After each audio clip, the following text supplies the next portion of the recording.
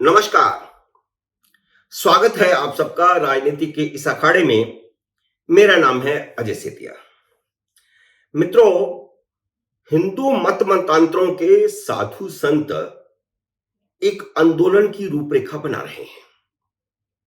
यह आंदोलन कितना बड़ा होगा इसे अभी तो नहीं कहा जा सकता, लेकिन बहुत बड़ा भी हो सकता है। मुगल काल और ब्रिटिश काल में भी साधु संतों के कई आंदोलनों का इतिहास है, लेकिन आजाद भारत में अब तक दो बड़े आंदोलन हुए जिनमें आम जनता से ज्यादा साधु संतों की भूमिका थी।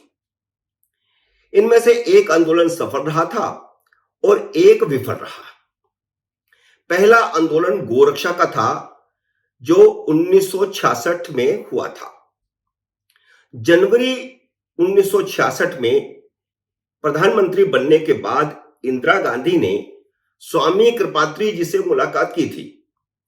इस मुलाकात में इंदिरा गांधी ने स्वामी कृपात्री से वादा किया था कि वह गो हत्या पर प्रतिबंध लगा देंगी।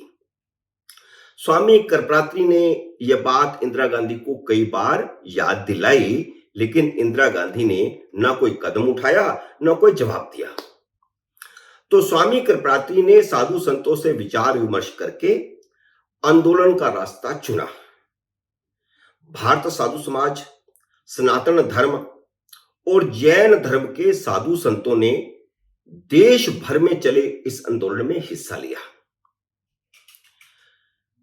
आंदोलन का मकसद गो हत्या पर प्रतिबंध लगवाने के लिए कानून बनवाना था और कानून संसद से बनना था। तो साधु संतों ने तय किया कि संसद का घेराव किया जाए, संसद तक प्रदर्शन किया जाए और सांसदों को संसद में घुसने नहीं दिया जाए और जो सांसद अंदर हों उन्हें बाहर आने नहीं दिया जाए। तो वह मजबूर होकर के आश्वासन देंगे या कानून बनाएंगे। इंदिरा गांधी की कोई सहमति आ नहीं रही थी। तो आखिर स्वामी ब्रह्मानंद सभी हिंदू धर्मों के साधु संतों को साथ लेकर के प्रयागराज से दिल्ली की तरफ कूच किए। प्रयागराज से दिल्ली तक पैदल मार्च हुआ। 7 नवंबर 1966 को ये सारे साधु संत और जनता की भीड़, जिसमें सभी हिंदू मत मतांतरों के लोग थे, वे संसद भवन के सामने पहुंचे और वहां प्रदर्शन हुआ। उन दिनों की संसद आज की तरह किला नहीं हुआ करता था। बसें भी संसद भवन के भीतर से गुजरती थी। इसलिए साधु संत संसद भवन के दरवाजे तक पहुंच गए थे। दरवाजे तो बंद कर दिए गए थे, लेकिन गुस्साए साधु संत या दूसरे लोग भी 4 फुट की दीवार उस समय होती थी, उसे पार करके संसद भवन परिसर के अंदर चले गए।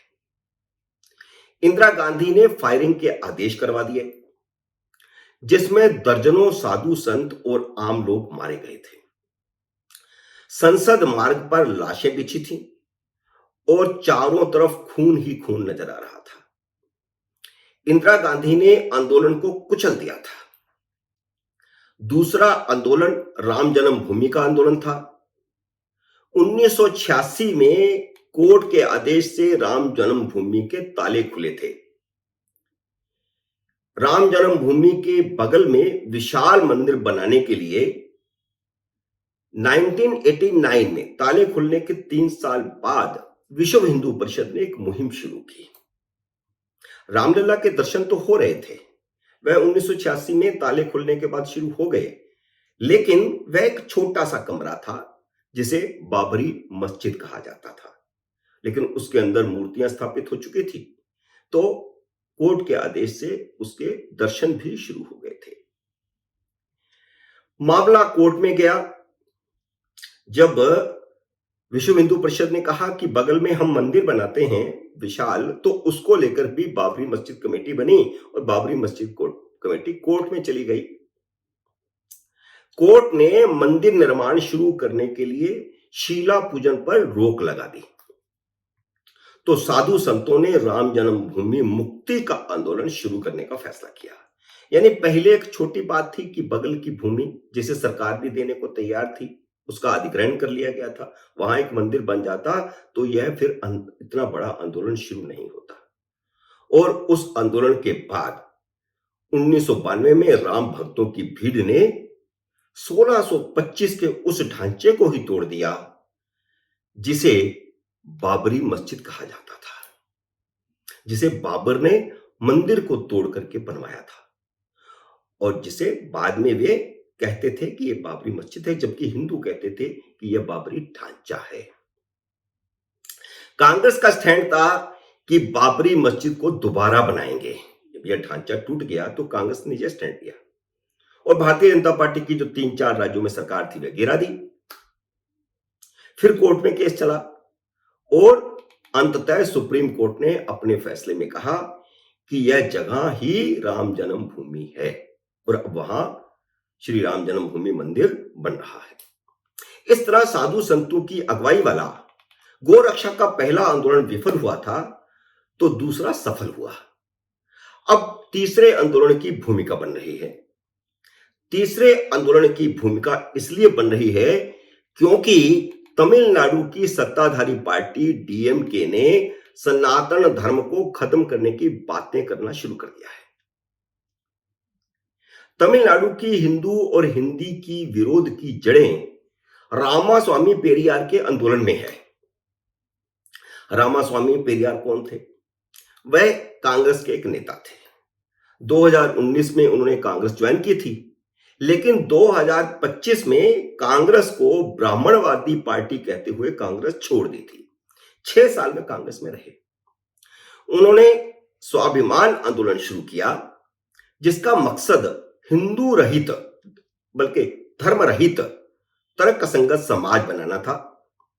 धीरे धीरे पेरियार आंदोलन के समर्थक धर्म परिवर्तन करके ईसाई बनने लगे और काफी हद तक ईसाई बन गए और पेरियार आंदोलन हिंदू और हिंदी विरोधी आंदोलन बन गया। मुख्यमंत्री स्टालिन खुद ईसाई हैं, हालांकि उनकी पत्नी दुर्गा पक्की सनातन धर्मी है और उनके घर में बकायदा एक मंदिर है जिसमें हिंदू देवी देवताओं की मूर्तियां विराजमान हैं। लेकिन वोट बैंक के लिए वे सनातन धर्म का विरोध करते हैं क्योंकि पेरियार के समय द्रविड़ आंदोलन इतना मजबूत हो गया था कि वे अपने आप को हिंदू नहीं कहते। वे कहते हैं कि हमारी द्रविड़ अपनी संस्कृति है, अपनी भाषा है। जबकि ईसाई होने के कारण स्टालिन का अधिकार ही नहीं बनता कि वह दूसरे धर्म का विरोध करे। संविधान में भी ऐसा अधिकार उनको नहीं मिला है। या तो वह कहें कि वे हिंदू हैं, लेकिन वे ईसाई बन चुके हैं। ईसाई होकर आप हिंदू धर्म के विरोध में खड़े हो जाते हैं। स्टालिन के बेटे जैसे उदयनिधि ने जिस प्रकार की बयानबाजी की और अब भी कर रहे हैं। इसलिए उत्तर भारत के हिंदू साधु संत बेहद खफा है। सोमवार को अयोध्या में साधु संतों की एक मीटिंग हुई है जिसमें संसद तक कूच करने का ऐलान किया गया है। यह आंदोलन कितना बड़ा होगा, कितने साधु संत इसमें हिस्सा लेंगे, यह नहीं कहा जा सकता। वे संसद तक पहुंच भी पाएंगे या नहीं, यह भी नहीं कहा जा सकता। लेकिन यह आंदोलन बड़ा हो गया है तो कांग्रेस को सनातन पर अपना स्टैंड क्लियर करना पड़ेगा। कांग्रेस ने अपनी हैदराबाद की कार्यकारिणी की बैठक में इस पर चुप्पी साधने और इसे भाजपा का एजेंडा बताते हुए इसमें नहीं कूदने, इस पर कोई जवाब नहीं देने का फैसला किया है। लेकिन अगर यह आंदोलन खड़ा होता है और उसमें हिंदू समाज जुड़ जाता है तो कांग्रेस को अपना स्टैंड लेना पड़ेगा और इस मुद्दे पर टिप्पणी करने से जो अब बच रही है उसे स्पष्ट बताना पड़ेगा कि सनातन धर्म के बारे में उसकी राय क्या है। क्योंकि पिछले चुनाव में हमने देखा कि राहुल गांधी जनेऊ पहनकर और खुद को अपना गोत्र बताकर ब्राह्मण बताते रहे हैं। मित्रों, उम्मीद है मेरा ये वीडियो आपको पसंद आया होगा। इसे लाइक और शेयर कीजिए और अगर आपने मेरे YouTube चैनल को अब तक सब्सक्राइब नहीं किया तो सब्सक्राइब करके घंटी का बटन भी दबा दीजिए ताकि जैसे ही मेरा अगला वीडियो आए आपको सूचना आए। अगले वीडियो में मिलते हैं किसी नए विषय के साथ। तब तक नमस्कार।